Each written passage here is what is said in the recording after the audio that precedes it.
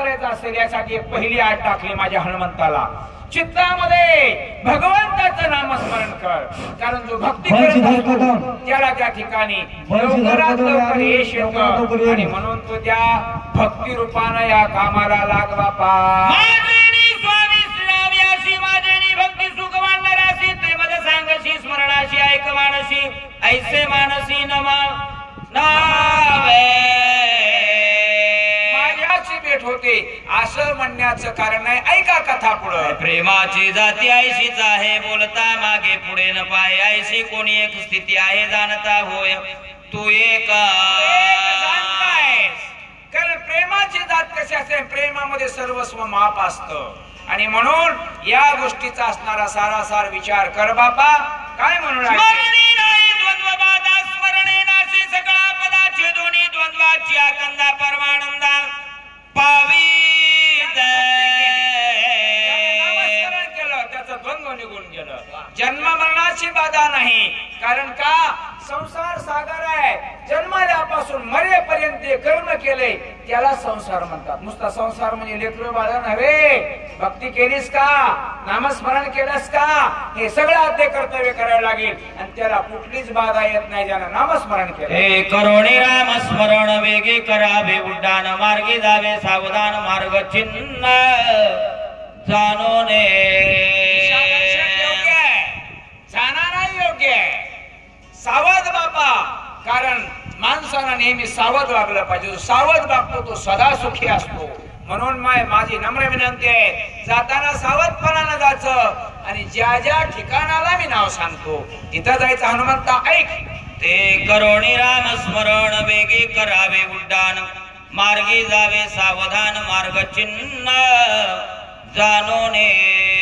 मार्ग चिन्ह आहे, मार्ग चिन्ह. लावलेल्या पाट्या तुम्हाला दिशादर्शक ठरत असतात.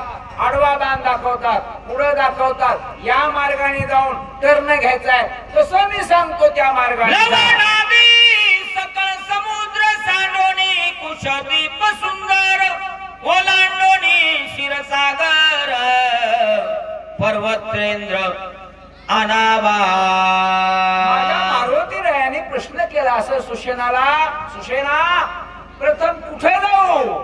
त्यावेळेस उत्तर दिलं, लवणादी समुद्र आहे, मिठाचा सागर आहे, त्याच्यानंतर हे 6 सागर आहे, आणि शेवटला दुधाचा सागर लागतोय.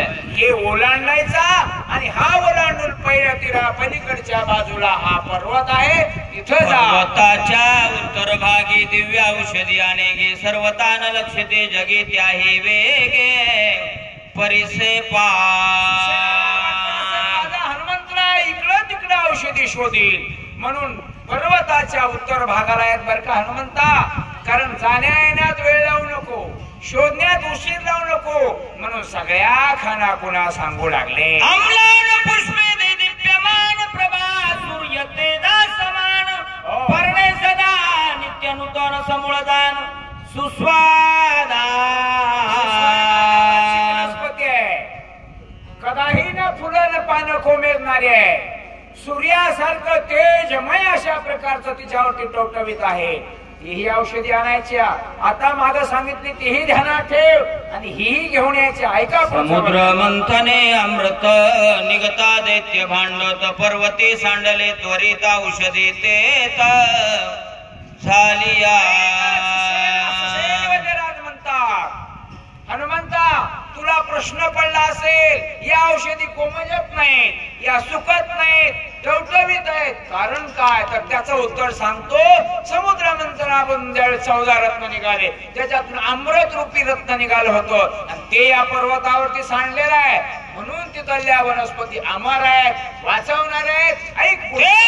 गंधर्व राज्य करीती दुर्दार याची स्थिती, औषधी यत्ने राखिते अहोरात्रे सावध.